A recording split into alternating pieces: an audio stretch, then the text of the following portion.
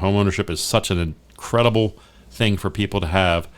And now the president is talking about shutting out these big investors, which I honestly, I love that idea. I mean, I've been talking about it for a while. This is Las Vegas Real Estate Now with local real estate expert Harvey Blankfeld. And so there's an article in the paper, Can Trump Fix Las Vegas Housing Crisis? And this is, again, written by our good friend Patrick Blennerhassett. And he goes on to say how the president, some real estate experts aren't totally sold on President Donald Trump's latest proposal policies on residential real estate leading to the relief of the Las Vegas Valley housing crisis. Trump's recent statement that his administration will be directing representatives to buy $200 billion worth of mortgage-backed securities drew largely negative reactions. And I've spoken to some lenders about this, and they're like, it's a temporary fix at best. It's not really going to solve the problem of supply and demand. And that's what this was about. But then he came out a week later and talked about the idea that he wants to thwart the effort of large corporations buying residential single-family homes. That's the one I really like. Yeah. That's the one I'd like to see happen. I'm not sure how you do that because we are in a capitalist environment. And while I'm in favor of us trying to create a better environment for individual homeowners to buy homes, I understand the nature of those large corporations buying homes. And honestly, they saved us out of the crash. I was just going to say, they serve a purpose in certain environments. They did. However, not now. Not now. Not now, because all they're doing really is driving up prices and diminishing inventory, and that's not helping us. And and people who own homes right now, people who I've sold homes to, I apologize for saying this, but I'm okay if we see a slight decrease in pricing as a result of this. We need that. We need a slight correction. Not a crash like we had before, but a slight correction probably is coming down the pike at some point. Yeah. It's going to happen, and that's okay. It's just part of the normal market conditions. But we need it to happen in the essence of putting a little more inventory back on the market, getting some of that inventory away from the large investors, and making it available to individual homeowners and even the mom and pop investors. Well, and I think we're Vegas. Yeah. But we live here.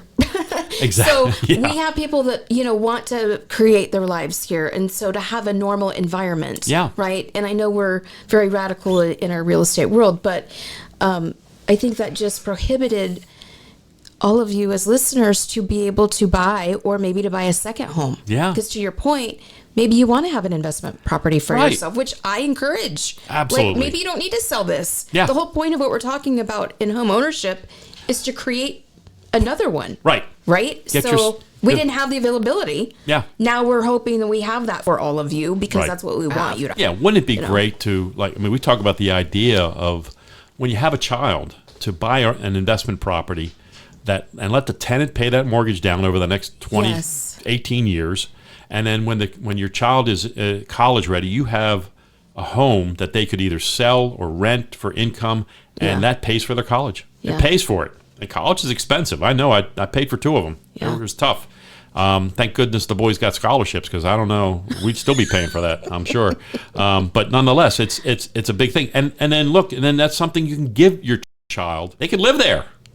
They've already paid down the rent. The mortgage has been paid for 18 years. Yeah. And it's probably the principal balance is much lower. And so they could borrow against it. They could live. There's so many opportunities, and it really doesn't cost you that much to begin with. Mm-mm. What a great way to invest for your children. Mm-hmm. And so for those of us, like for myself, I have investment properties, not a lot, just a handful. I'm not a big investor, but I have enough that the income from those properties will help support me in retirement. Yeah. If I ever decide to retire. Carly's telling me I can't.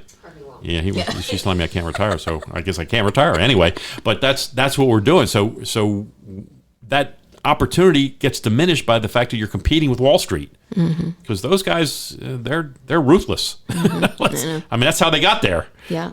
And more power to them. I understand the nature of it, and I'm a big investor in the stock market too. I believe in diversity, but I also believe strongly, passionately about the value of home ownership, and I want to make sure that we give everybody that opportunity, which is why we're going to do the seminar, which is why I'm happy to hear the president say he wants to stop large investors from buying up our stock of single-family homes. He said when he was in Switzerland, he says, we do not want to be a nation of renters. Yeah. I praise him for that. Yeah. That's a beautiful thing for him to say. And people who know me know I don't support him in a lot of things, but I do support him in this. I think it's very important. And I hope I hope he's able to accomplish it. Yeah. I think we need Congress to help too. Yeah. Though. I don't think he can do it with executive action.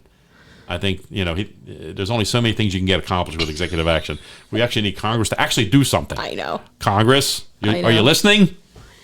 I don't think they're listening, but hopefully they are.